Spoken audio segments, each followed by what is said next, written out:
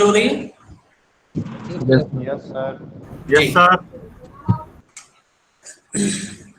तो सबसे पहले देख लेते हैं हम लोग का सिलेबस क्या है बेसिक इलेक्ट्रिकल एंड इलेक्ट्रॉनिक्स का, और इसके बाद फिर अपने टॉपिक पे हम लोग शुरू करेंगे। तो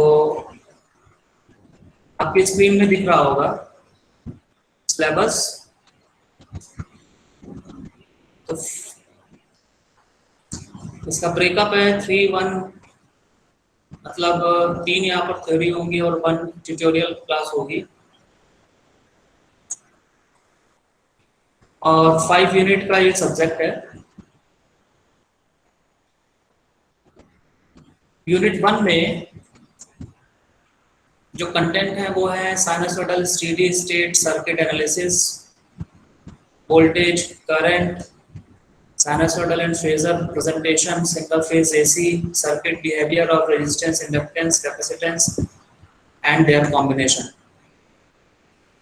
तो यहाँ तक का जो भी पार्ट है वो आप लोगों का 12th से रिलेटेड है, और 12th में आप लोगों ने किस तरीके से sinusoidal steady wave, voltage wave या करंट वेव हम लोग क्रिएट करते हैं और उसकी क्या इक्वेशन कैसे डेवलप करते हैं फैराडे लॉस को यूज करके, तो वो सब हम लोग कर चुके हैं। एसी सिग्नल किस तरीके से रिप्रेजेंट करते हैं और वेव रिप्रेजेंटेशन कैसा होता है, और फेजर रिप्रेजेंटेशन भी हम लोगों ने 12th में जो है वो डिस्कस किया हुआ है पहले से ही।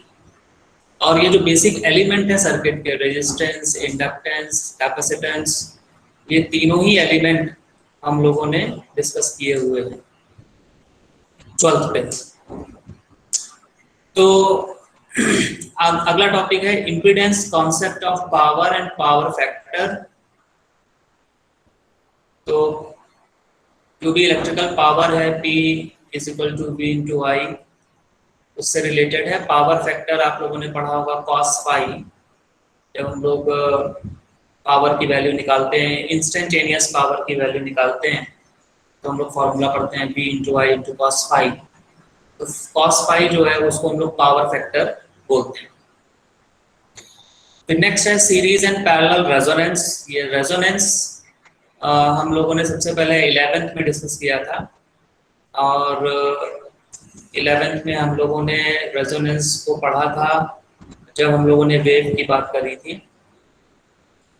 तो रेजोनेंस का मतलब है किसी पर्टिकुलर फिजिकल क्वांटिटी की वैल्यू पे या करंट, हम यहाँ पर करंट और वोल्टेज के टर्म में अगर हम बात करें तो एक पर्टिकुलर वैल्यू पर, करंट की एक पर्टिकुलर वैल्यू पर, क्योंकि करंट की वैल्यू को मैक्सिमम होना, करंट या वोल्टेज की वैल्यू का मैक्सिमम होना किसी पर्टिकुलर कंडीशन पर, उसको हम लोग बोल सकते हैं रेजोनेंस। तो सीरीज एंड पैरेलल रेजोनेंस का सिंपल से यहाँ पर मतलब है कि जो भी हमारे पास इलेक्ट्रिकल एलिमेंट हैं, रेजिस्टेंस, इंडक्टेंस, कैपेसिटेंस, इनको हम सीरीज में कनेक्ट करेंगे और फिर रेजोनेंस की कंडीशन को इवेल्युएट करेंगे, और दूसरी बार में हम लोग पैरेलल में कनेक्ट करके रेजोनेंस की कंडीशन को फाइंड आउट करेंगे। फिर इसके बाद जब रेजोनेंस मिलेगा तो फिर उसमें बैंडविड्थ, क्वालिटी फैक्टर, ये सब डिस्कस करना है, फाइंड आउट करना है। फिर इसके बाद हम लोग अभी जब जो ऊपर की जितनी भी चीजें हम लोगों ने पढ़ी वो सब सिंगल फेज की बात कर रहे थे। नेक्स्ट हम लोग 3 फेज की बात करेंगे। 3 phase circuit, phase voltage, current, line, phase quantities and so on. तो कहने का मतलब है कि जो यूनिट 1 है उस यूनिट 1 का आप मान सकते हैं 60% पार्ट जो है ये हमारा रिलेटेड है 10+2 से। तो वो कॉन्सेप्ट अगर हमारे क्लियर होंगे तो आसानी होगी यूनिट 1 को डिस्कस करने में। इसके बाद आते हैं यूनिट नंबर 2। यूनिट नंबर 2 में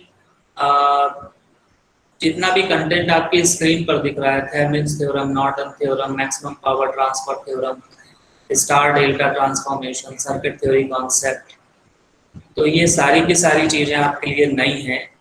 लेकिन इसका जो बेसिक है, यूनिट 2 का जो बेसिक है वो है हमारा किरचॉफ्स लॉ, और हम लोगों ने 10+2 में किरचॉफ्स लॉ डिस्कस किए थे, पढ़े थे।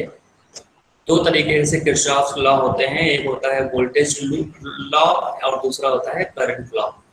किरचॉफ्स वोल्टेज लॉ और किरचॉफ्स करंट लॉ अगर हमें आता है तो फिर थेवेनिन नॉर्टन ये सारी जो थ्योरम्स दी गई हैं इनको डिस्कस करने में आसानी रहेगी, हमें जल्दी समझ में आ जाएंगी। तो वैसे तो पूरी की पूरी यूनिट नहीं है, लेकिन इसका जो बेसिक है वो हमारे लिए, हम फैमिलियर हैं उस बेसिक से। तो अब आते हैं यूनिट नंबर 3 पर। यूनिट नंबर 3 में जितने भी मैग्नेटिक सर्किट कॉन्सेप्ट हैं 10+2 के, जो कि आप लोगों ने पढ़े थे, बायो-सावर्ट लॉ, एम्पियर लॉ और जितने भी तरीके के लॉ थे वो सारी चीज़ें, तो वो सब हमें यहाँ पर दोबारा तो नहीं पढ़ना है, लेकिन अगर हमें मालूम हो तो बेहतर होगा आगे की चीज़ों को समझने के लिए। पढ़ना हम लोगों को है self inductance, magnetic coupling, analysis of single tuned and double tuned circuit involving mutual inductance, और फिर ट्रांसफार्मर का इंट्रोडक्शन। तो आप बोल सकते हैं इसमें भी, जैसे सेल्फ इंडक्टेंस है, ये सेल्फ इंडक्टेंस क्या होता है और किस तरीके से हम लोग फैराडे लॉ को यूज करके इसकी इक्वेशन को डिराइव करते हैं, ये सारा का सारा 10+2 में हम लोगों ने पहले ही पढ़ा हुआ है। तो उसके आगे की चीजें हैं फिर ये magnetic coupling analysis, single tune double tune circuit involving mutual inductance, और ट्रांसफार्मर का भी बहुत छोटा सा बेसिक हम लोगों ने बहुत ही एलिमेंट्री जो है वो पढ़ा हुआ है, और थोड़ा सा उससे आगे हम लोग यहाँ पर डिस्कस करेंगे।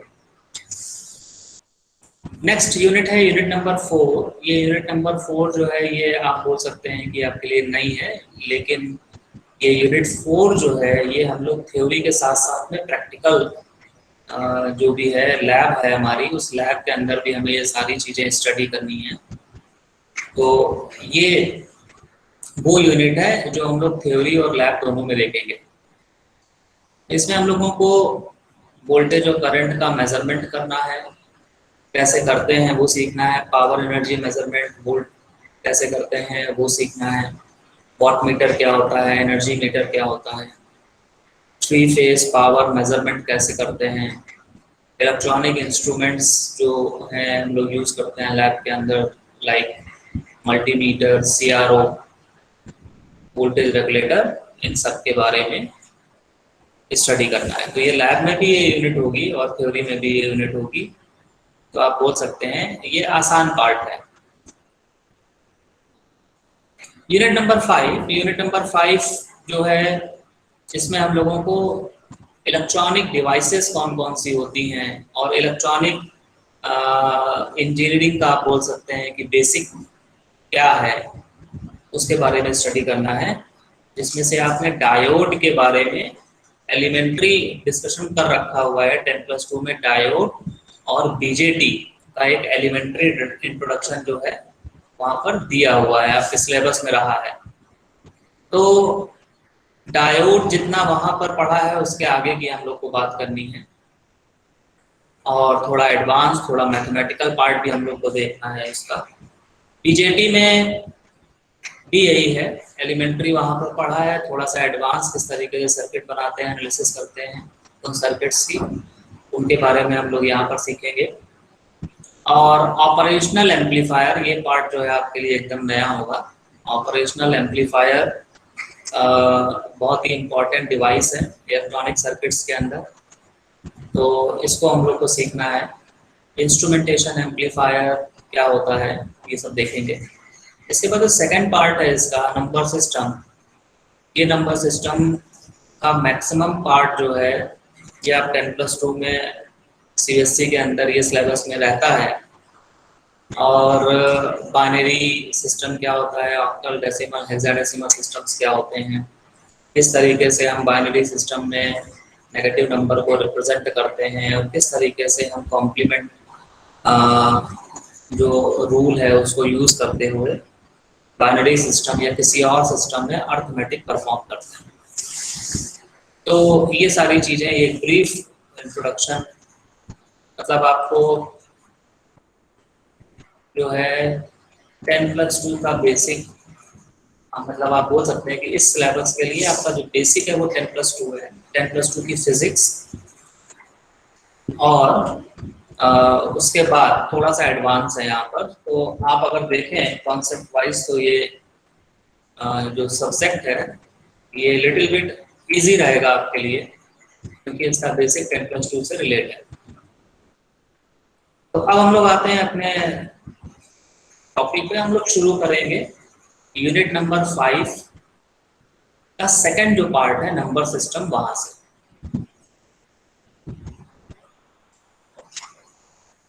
तो अगर आपको यूनिट 5 का सेकंड पार्ट पढ़ना है और कहीं से आपके पास अवेलेबल हो जाए, मॉरिस मैन हो, तो आप लोग वहां से इसको देख सकते हैं।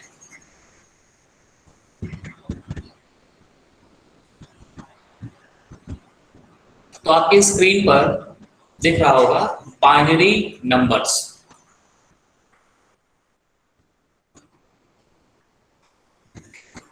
बाइनरी नंबर, तो क्या होता है बाइनरी नंबर?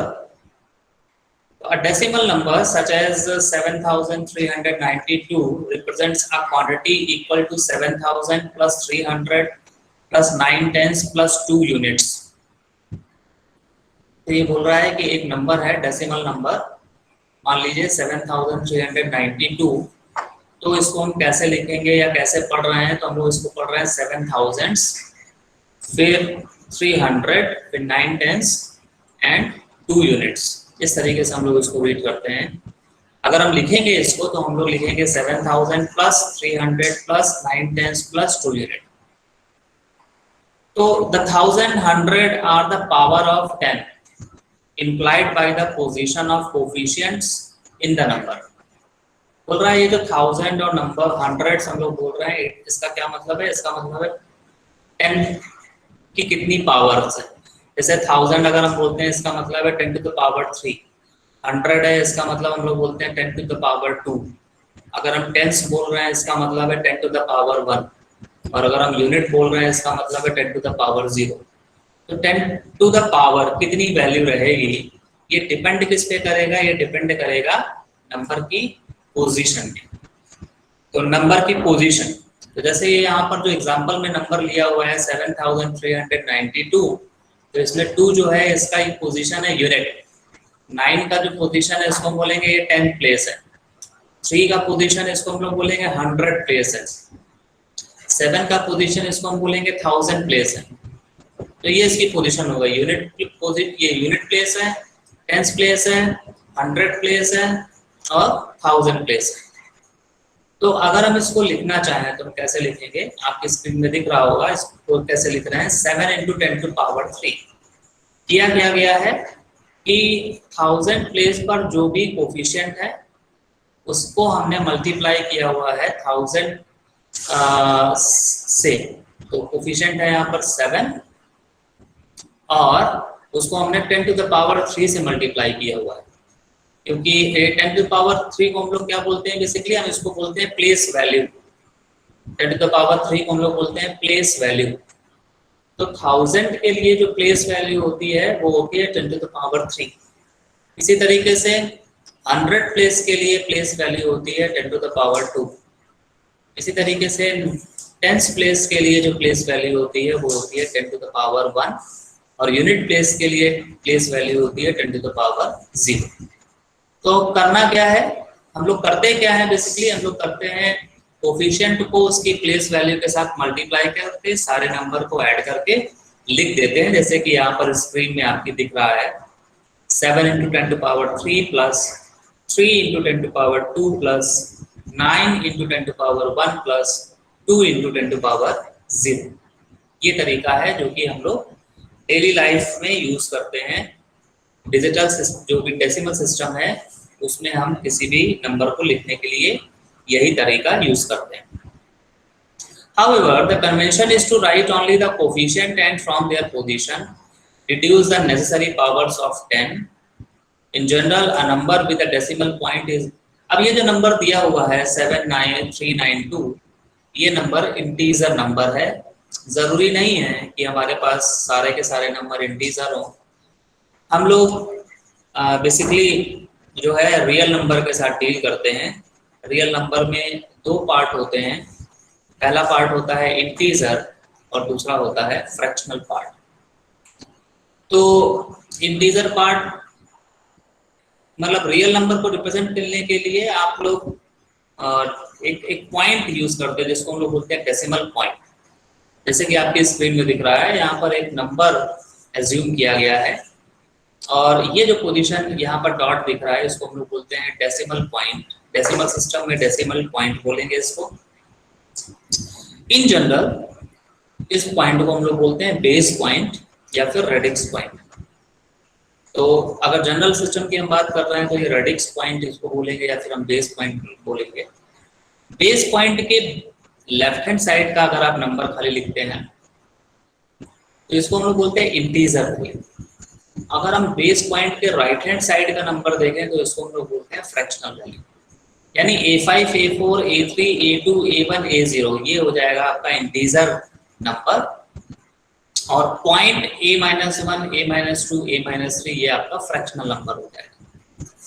अब डेसिमल पॉइंट से लेफ्ट जब हम चलते हैं तो हर पोजीशन की जो प्लेस वैल्यू है वो 10 टू द पावर 0 से शुरू करते हुए आगे बढ़ते जाते हैं। जैसे यहाँ पर डेसिमल पॉइंट के जस्ट लेफ्ट में जो नंबर लिखा हुआ है, जो नोटेशन लिखा हुआ है वो है A0। तो A0 जो है वो यूनिट प्लेस है और यूनिट प्लेस का प्लेस वैल्यू होता है 10 टू द पावर 0। तो हम लोग को शुरू करना है लेफ्ट हैंड साइड की जो भी वैल्यू है उसका प्लेस वैल्यू फाइंड आउट करना है, तो हमें 0 से शुरू करना है। जैसे कि A1 जो है नोटेशन, इस A1 नोटेशन का प्लेस वैल्यू होता है 10 टू द पावर 1। इसी तरीके से A2 नोटेशन के लिए हम लोग प्लेस वैल्यू लिखेंगे 10 to the power 2। A3 notation के लिए प्लेस वैल्यू लिखेंगे 10 टू द पावर 3। A4 के लिए लिखेंगे 10 टू द पावर 4 और A5 के लिए लिखेंगे 10 टू द पावर 5। इसी तरीके से बेस पॉइंट के राइट हैंड साइड पे जो भी नोटेशंस यूज किए गए हैं उनकी प्लेस वैल्यू को हम लोग 10 to the power negative number से रिप्रेजेंट करेंगे। जैसे कि जो रेडिक्स पॉइंट है या बेस पॉइंट है उसके जस्ट राइट हैंड साइड पे जो नोटेशन यूज किया गया है वो है A-1 और A-1 की अगर हम प्लेस वैल्यू लिखते हैं तो हम लिखेंगे 10 टू द पावर -1। इस 10 टू द पावर -1 को आप 1/10 भी लिख सकते हैं। इसी तरीके से A-2 इसकी प्लेस वैल्यू हो जाएगी 10 टू द पावर -2 और A-3 की प्लेस वैल्यू हो जाएगी 10 टू द पावर -3। तो ये हो गया किसी भी नंबर सिस्टम में नंबर को लिखने का तरीका। यहाँ हमने एक जनरल नंबर लिया हुआ है। अगर ये डेसिमल सिस्टम है तो फिर क्या होगा, तो हम लोग अगर ये डेसिमल सिस्टम है तो हम क्या करेंगे, यहाँ पर A0, A1, A2 ये जो नोटेशंस यूज किए गए हैं इनकी वैल्यू पुट करेंगे और इनकी वैल्यू कहाँ से कहाँ तक पुट कर सकते हैं हम लोग, तो डेसिमल सिस्टम के अंदर हम इन नोटेशंस की या इन कोफिशिएंट्स की वैल्यू 0 से लेके 9 तक यूज कर सकते हैं। मतलब A0 पर 0 भी लिख सकते हैं, 0, 1, 2, 3, 4 कोई भी एक नंबर। जैसे कि यहाँ पर जो हमने ऊपर नंबर लिया हुआ है उसमें हमने A0 की पोजीशन पे 2 लिखा हुआ है। इसी तरीके से A1 की पोजीशन पे 9 लिखा हुआ है, A2 की पोजीशन पे 3 और A3 की पोजीशन पर 7 लिखा हुआ है। तो यहाँ पर जो कोफिशिएंट हम लोग यूज कर रहे हैं उनकी वैल्यू 0 से लेकर 9 के बीच में कुछ भी हो सकती है। तो सवाल ये है कि ये कैसे डिसाइड किया कि 0 से लेकर 9 के बीच में रखना है। तो ये डेसिमल सिस्टम है। डेसिमल सिस्टम का जो की पॉइंट है वो ये है कि एक ऐसा सिस्टम जिसमें हम नंबर को रिप्रेजेंट करते हैं वैल्यूज को लिख के या कोफिशिएंट्स को लिख के इनकी वैल्यू 0 से लेकर 9 के बीच में लाई करती है। तो 0 से लेकर 9 तक टोटल अगर आप देखें कितने नोटेशंस हमारे पास अवेलेबल हैं डेसिमल सिस्टम में किसी नंबर को रिप्रेजेंट करने के लिए, तो टोटल 10 नोटेशंस हमारे पास अवेलेबल है 0 से लेकर 9। 0, 1, 2, 3, 4, 5, 6, 7, 8, 9 काउंट करेंगे तो दीज आर 10 नोटेशंस। ठीक है, तो ये जो जनरल नंबर दिया हुआ है, मान लीजिए ये डेसिमल सिस्टम में ये नंबर दिया हुआ है, तो इसको हम पूरा एक्सपेंड करके कैसे लिखेंगे? तो देखिएगा इसी के नीचे आपको स्क्रीन पे दिख रहा होगा, यहाँ पर ये पूरा एक्सपेंड करके नंबर लिखा हुआ है। तो A5 उसकी प्लेस वैल्यू मल्टीप्लाई करी, A4 के साथ उसकी प्लेस वैल्यू मल्टीप्लाई करी, A3 के साथ प्लेस वैल्यू मल्टीप्लाई करी, A2 प्लेस वैल्यू मल्टीप्लाई करी एंड सो ऑन। और सारी वैल्यूज जो भी आएंगी मल्टीप्लाई करने के बाद ऐड कर देंगे तो हमें ये नंबर मिल जाएगा। जैसे कि ऊपर एग्जांपल उन्होंने लिया हुआ है, अगर हम ये सारी वैल्यूज को सिंप्लीफाई कर लेंगे, जो इक्वेशन बन गई है हमारे पास, इसको हम सिंप्लीफाई कर ले, तो ये जो एग्जांपल में नंबर लिया है 7392, ये हमको मिल जाएगा। तो ये नंबर हम लोग जनरली इस तरीके से लिखते हैं, एक्सपेंड करके हम इसको ऐसे बना सकते हैं। देखिएगा, the decimal number system is said to be the base और रेडिक्स 10। डेसिमल का मतलब है जो बेस है या उसका रेडिक्स, बेस या रेडिक्स वो कितना है उस सिस्टम का? 10 है, बिकॉज इट यूजेस 10 डिजिट। और 10 क्यों है? क्योंकि यहाँ पर हम 10 डिजिट्स यूज कर रहे हैं नंबर को रिप्रेजेंट करने के लिए, 10 सिंबल्स यूज कर रहे हैं नंबर को रिप्रेजेंट करने के लिए। और वो सिंबल कौन से हैं? वो सिंबल है 0, 1, 2, 3, 4, 5, 6, 7, 8, 9 and the coefficients are multiplied by the power of 10. Binary system is different number system। बोल रहा है डेसिमल सिस्टम से डिफरेंट एक नंबर सिस्टम है, उसको हम लोग बोलते हैं बाइनरी नंबर सिस्टम।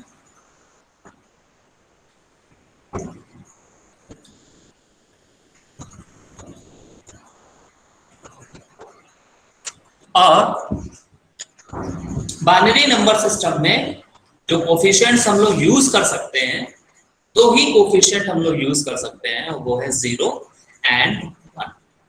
तो बाइनरी, बाई का मतलब 2, तो वहां पर हम कौन कौन सिंबल, कितने सिंबल यूज कर सकते हैं? 2 सिंबल यूज कर सकते हैं, और उसकी वैल्यू है 0 एंड 1। सेकेंड पॉइंट है इंपॉर्टेंट, वो ये कि बाइनरी सिस्टम में अगर हमें प्लेस वैल्यू लिखनी है तो हम क्या करेंगे? तो हमने डेसिमल सिस्टम में प्लेस वैल्यू लिखने के लिए क्या तरीका यूज किया? हमने 10 की पावर में उसको लिखा। 10 क्या है? डेसिमल सिस्टम का बेस या रेडिक्स और उसकी power, depending on position of the coefficient. तो यहाँ बाइनरी सिस्टम में हम क्या करेंगे? हम बाइनरी सिस्टम में प्लेस वैल्यू को लिखने के लिए बाइनरी सिस्टम का बेस यूज करेंगे, उसकी पावर, बेस की पावर यूज करेंगे। तो बाइनरी सिस्टम का बेस कितना है? 2, और उसकी पावर 0, 1, 2, 3 एंड सो ऑन, या -1, -2, -3 and so on, depending on कि जो कोफिशिएंट हम ले रहे हैं वो डेसिमल पॉइंट, या डेसिमल नहीं बोलेंगे हम यहाँ पर, इसको बेस 2 पॉइंट बोलेंगे, या बाइनरी पॉइंट बोलेंगे, या सिंपल जनरल टर्म बोल देंगे उसका हम लोग रेडिक्स पॉइंट। तो अगर कोफिशिएंट रेडिक्स पॉइंट के लेफ्ट हैंड साइड पर है तो उसकी प्लेस वैल्यू को 2 टू द पावर एक पॉजिटिव नंबर से रिप्रेजेंट करेंगे, और अगर वो कोफिशिएंट बाइनरी पॉइंट के राइट हैंड साइड पे है तो उसकी प्लेस वैल्यू को 2 टू द पावर एक नेगेटिव नंबर से रिप्रेजेंट करेंगे। The radix point, the decimal point when 10 is the radix, distinguishes positive power of 10 from negative power of 10. For example, the decimal equivalent of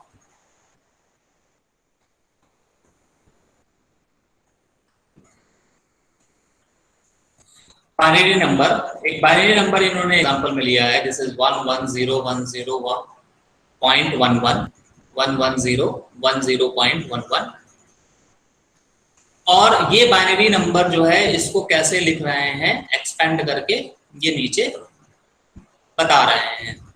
तो यहाँ पर radix point को हमें ध्यान रखना है। रेडिक्स पॉइंट के लेफ्ट हैंड साइड में कोई कोफिशिएंट है तो उसकी पावर को या उसकी प्लेस वैल्यू को हमें through base to the power एक पॉजिटिव नंबर से लिखना है, और वो पॉजिटिव नंबर हमें 0, 1, 2, 3, 4 में कुछ भी हो सकता है, डिपेंडिंग ऑन कि उसकी पोजीशन कौन सी है।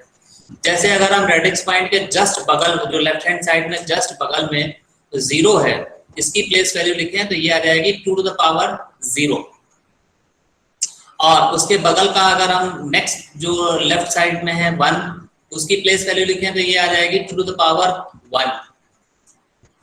और लेफ्ट में जो 0 है उसकी अगर हम प्लेस वैल्यू लिखें तो वो आ जाएगी 2 to the power 2। उसके लेफ्ट में जो नंबर है 1, इसकी प्लेस वैल्यू लिखें तो ये आ जाएगी 2 to the power 3। और जो NSB है उसकी अगर हम प्लेस वैल्यू लिखेंगे तो it will be 2 to the power 4। इसी तरीके से अगर हम रेडिक्स पॉइंट के राइट हैंड साइड वाला जो 1 है, जस्ट राइट हैंड साइड वाला, उस 1 की अगर हम प्लेस वैल्यू लिखेंगे तो it will be 2 to the power -1। क्योंकि हमने देखा कि राइट हैंड साइड पर अगर कोई कोफिशिएंट है तो उसकी प्लेस वैल्यू को हम लोग बेस की नेगेटिव पावर से रिप्रेजेंट करते हैं, और वो नेगेटिव पावर -1, -2, -3 कुछ भी हो सकती है डिपेंडिंग ऑन कि डेसिमल पॉइंट के कितनी दूर है वो कोफिशिएंट। तो अगर जस्ट बगल में है तो -1 हो जाएगी, और नेक्स्ट टू नेक्स्ट है तो -2 हो जाएगी। तो इस तरीके से हम इस नंबर को पूरा एक्सपेंड कर सकते हैं, और कोफिशिएंट्स का मल्टीप्लाई करके ऐड करके हम अगर इसको पूरा सॉल्व करें तो इट विल बी 26.75। तो ये 26.75 क्या आ गया? ये 26.75 ये जो बाइनरी नंबर लिया गया था एग्जांपल में 110 10.11, इस बाइनरी नंबर का डेसिमल इक्विवेलेंट आ गया 26.75। डेसिमल इक्विवेलेंट है ये इस बाइनरी नंबर का। अब देखिएगा, तो हम लोगों ने डेसिमल सिस्टम कैसे लिखते हैं, बाइनरी सिस्टम कैसे लिखते हैं, उसको हम लोगों ने देखा। तो हम किसी भी तरीके का कोई भी सिस्टम लिख सकते हैं। जैसे कि आपकी स्क्रीन में दिख रहा है एक सिस्टम जिसको हम बोल रहे हैं base R system. Base R system, इस बेस आर सिस्टम को अगर हम यूज करेंगे तो उसमें हम नंबर को कैसे लिखेंगे, तो यहाँ पर एक जनरल इक्वेशन लिख के बता रहे हैं, an r to the power n। an क्या है? बेस आर सिस्टम में जो कोफिशिएंट यूज हो रहा है वो वैल्यू है an, और r to the power n क्या है? Place value. वो कोफिशिएंट डेसिमल पॉइंट के लेफ्ट हैंड साइड पर किस पोजीशन पर है, उस पोजीशन की प्लेस वैल्यू है r to the power n। उसके जस्ट पहले वाला नंबर an-1 मान लेते हैं, उसकी प्लेस वैल्यू हो जाएगी r to the power n-1 and so on up to what a0। a0 के साथ में यहाँ पर r नहीं लिखा है, क्योंकि r लिखेंगे अगर तो it will be r to the power 0, और r to the power 0 की वैल्यू हो जाती है 1। तो इसलिए यहाँ पर r to the power 0 ना लिख के इन्होंने a0 ही सिंपल लिख दिया है, क्योंकि r to the power 0 1 हो जाता है।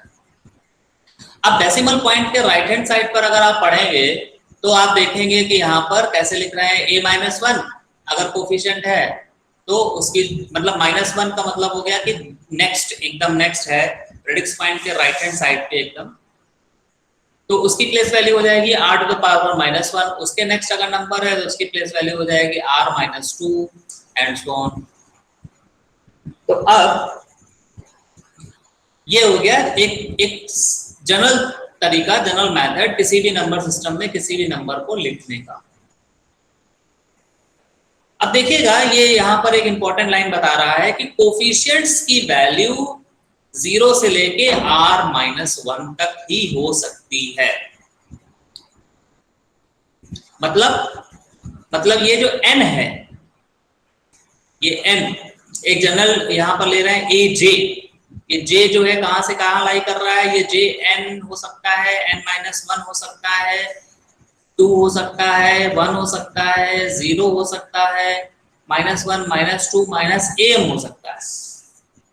तो बोल रहा है कि जो कोफिशिएंट आप यूज कर रहे हैं यानी an-1 या a2 a1, इसकी वैल्यू कहां से कहां तक लाई कर सकती है, इसकी वैल्यू 0 से लेके r-1 तक ही हो सकती है। 0 से r-1, ये ध्यान रखिएगा। अब ये जो एक यहाँ पर जो इन्होंने एक लॉ बना दिया है, इसको जरा समझिए। जैसे आपने डेसिमल सिस्टम में लिया तो डेसिमल सिस्टम में आपने कोफिशिएंट यूज किए 0, 1, 2, 3, 4, 5, 6, 7, 8, 9। ठीक है, तो अगर आप ध्यान से देखिए तो 0 से शुरू किया और डेसिमल सिस्टम का बेस है 10, तो यहाँ पर रखा 10, 10 माइनस 1 यानी 9।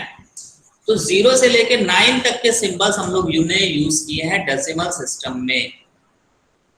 तो यहां से हम निकाल सकते हैं, ये बोल रहा है कि कोफिशिएंट की वैल्यू किसी भी आर बेस सिस्टम में कहां से कहां तक लाई करेगी, 0 से लेके r-1 तक।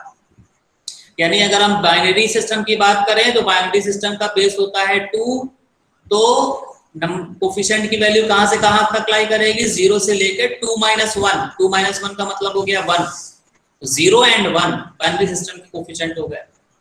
अगर हम बेस 4 सिस्टम की बात करें तो फिर कहां से कहां तक कोफिशिएंट्स हम यूज कर सकते हैं, 0 से लेकर 4-1, 4-1 यानी 3, यानी 0, 1, 2, 3 यही सिंबल हम यूज कर सकते हैं बेस 4 सिस्टम के लिए।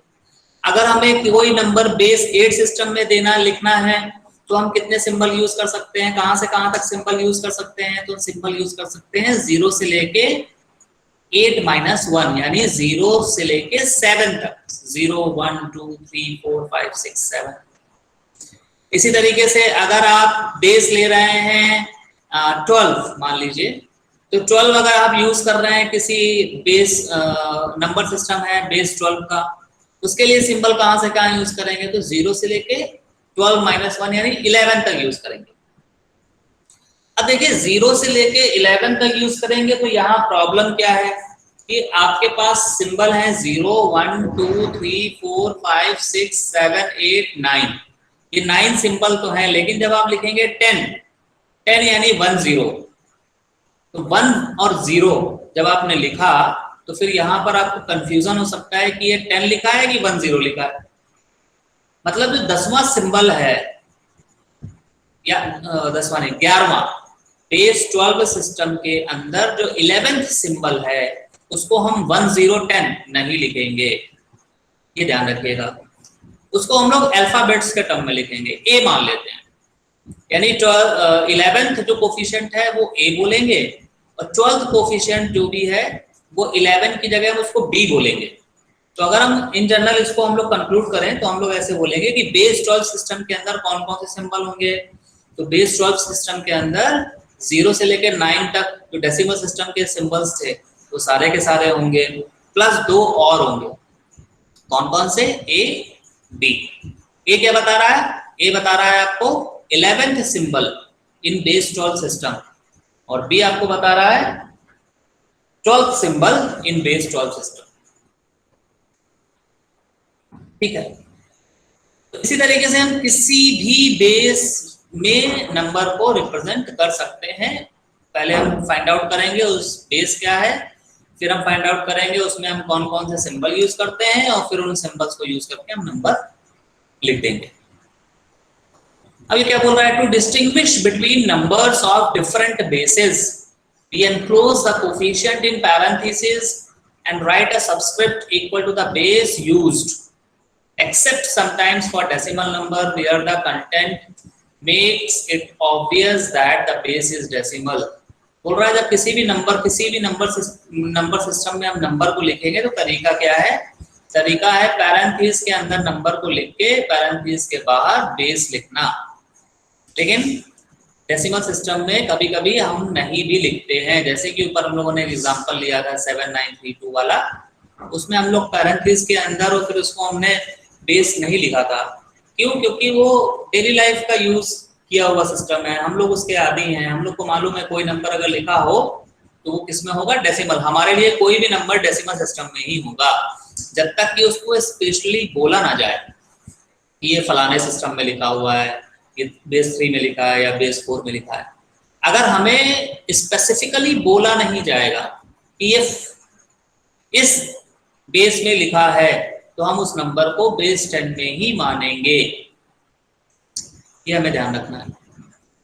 तो मेंशन किया जाए, जैसे यहाँ पर मेंशन किया गया है 4021.2, 4021.2 पैरेंथेसिस में लिखा और उसके बाहर उसका बेस लिख दिया 5, तो इसका क्या मतलब हो गया, ये जो नंबर लिखा हुआ है 4021.2 ये बेस 5 में लिखा हुआ है। अब इस नंबर को आप ध्यान रखिएगा 4021.2 मत पढ़िएगा, क्योंकि 4021.2 को पढ़ना है तो इसका मतलब है इसका बेस 10 होना चाहिए।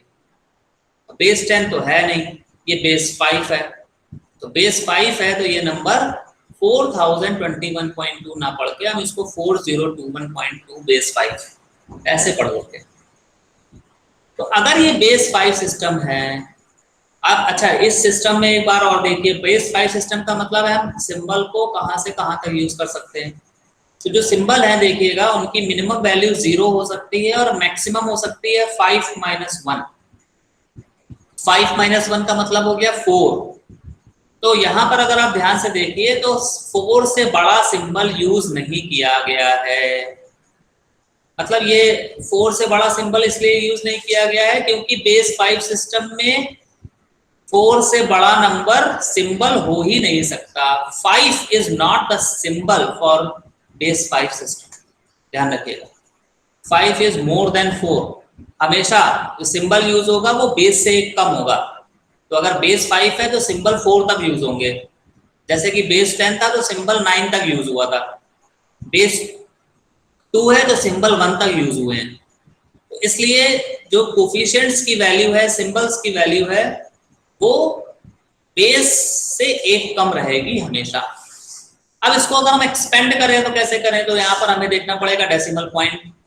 डेसिमल पॉइंट के लेफ्ट हैंड साइड पर जो भी कोफिशिएंट है उन कोफिशिएंट्स को उसकी प्लेस वैल्यू के साथ मल्टीप्लाई कर दें, और डेसिमल सिस्टम के right hand side, decimal point के राइट हैंड साइड पे जो भी नंबर है उसको हम उसकी उसकी प्लेस वैल्यू से मल्टीप्लाई करके ऐड करके लिख दें। तो जो एग्जांपल आपकी स्क्रीन पे दिख रहा है इसको अगर हम देखें तो इसके डेसिमल पॉइंट के जस्ट लेफ्ट हैंड साइड पे जो 1 है इसका प्लेस वैल्यू हो जाएगा 5 टू द पावर 0। ध्यान ये रखिएगा क्योंकि प्लेस वैल्यू होता है हमेशा बेस टू द पावर 0, 1, 2, 3, वो डिपेंड करता है पोजीशन क्या है। तो यहाँ पर बेस है 5 तो हो जाएगा 5 टू द पावर 0। इसी तरीके से उसके नेक्स्ट में जो 2 है उसकी प्लेस वैल्यू हो जाएगी 5 टू द पावर 1। उसके नेक्स्ट में जो 0 है इसकी प्लेस वैल्यू हो जाएगी 5 टू द पावर 2। उसके नेक्स्ट में जो 4 है उसकी प्लेस वैल्यू हो जाएगी 5 टू द पावर 3।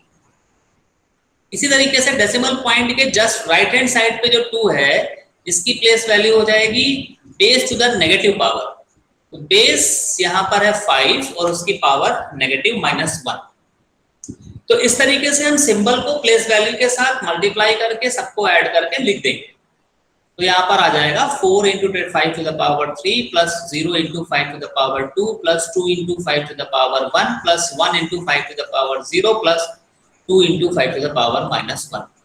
ऐड करके लिखेंगे तो वैल्यू आ जाएगी 511.4।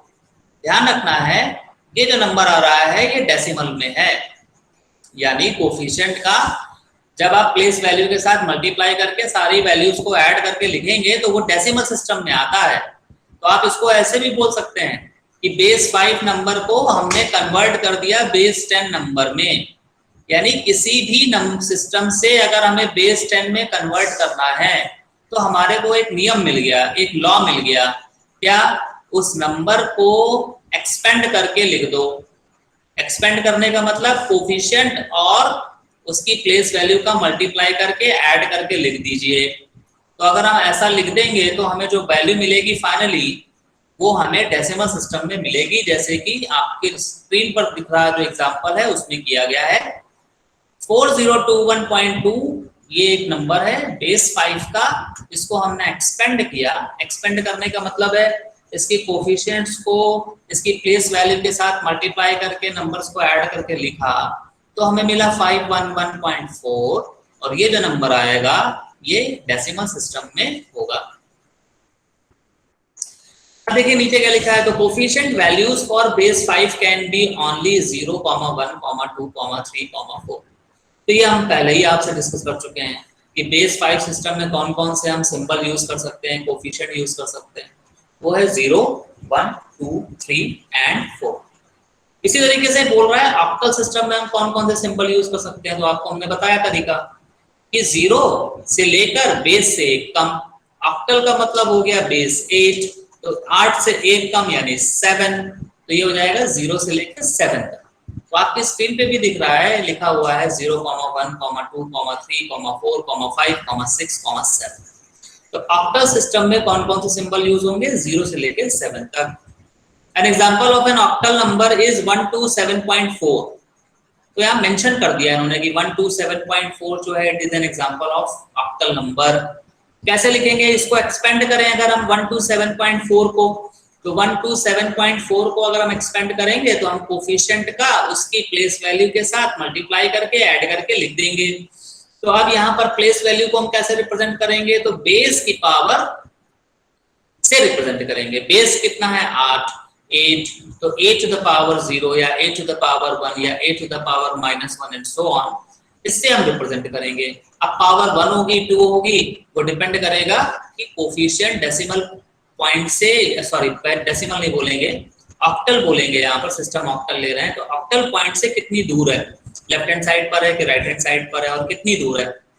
तो यहाँ पर अगर जैसे हम बात करें 2 की, तो स्क्रीन में नंबर दिख रहा है 127.4, तो इसमें अगर हम 2 की बात करें तो इस 2 का जो प्लेस वैल्यू है कितना है, इस 2 का प्लेस वैल्यू है 8 टू द पावर 1।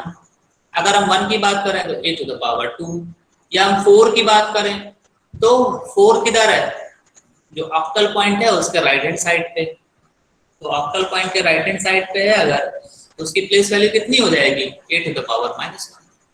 तो अगर हम इसको सिंप्लीफाई कर दें तो we will have this value 87.5, और ये 87.5 जो है हमने आपको बताया, यहाँ पर आप लिखिए 10 या ना लिखिए, ये डेसिमल वैल्यू ही है। तो इसका मतलब है आप ऐसे भी बोल सकते हैं इसको कि ऑक्टल नंबर को डेसिमल नंबर में कैसे कन्वर्ट करेंगे, ऑक्टल नंबर को एक्सपेंड कर देंगे और सिंप्लीफाई कर देंगे, तो वो डेसिमल नंबर, उसका जो इक्विवेलेंट डेसिमल नंबर है वो हमें मिल जाएगा। एक इंपॉर्टेंट लाइन लिखी हुई है, आपकी स्क्रीन में दिख रहा होगा, note that the digit 8 and 9 can not appear in the octal number. बोल रहा है कि डिजिट 0 से लेकर 7 तक आप सिंबल यूज कर सकते हैं, 8 और 9 जो है वो ऑक्टल सिस्टम के कोफिशिएंट्स की वैल्यू नहीं होगी। तो हमने आपको बताया ऐसा क्यों है, क्योंकि किसी भी r बेस के लिए जो कोफिशिएंट्स की वैल्यू है वो 0 से लेके r-1 तक होगी। r-1 यानी 8-1 यानी 7, और 7 से बड़ा है 8 और 9, तो 8 और 9 which is more than 7, it cannot be used as a coefficient in octal system। ठीक है, तो देखिए क्या बोल रहा है नेक्स्ट लाइन में, it is customary to borrow the needed r digits for the coefficient from the decimal system when the base of the number is less than 10. The letter of the alphabet are used to supplement the 10 decimal digits when the base of the number is greater than 10. तो बोल रहा है कि अगर r, it is customary to borrow the needed r digit for the coefficient from the decimal system when the base of the number is less than 10. बोल रहा है अगर कोई बेस, कोई नंबर सिस्टम जो है वो 10 से कम बेस का है, तो उसमें नंबर ऑफ सिंबल्स कितने यूज होंगे, कौन कौन से यूज होंगे, तो वो आपको डेसिमल सिस्टम से आपको ले लेने हैं।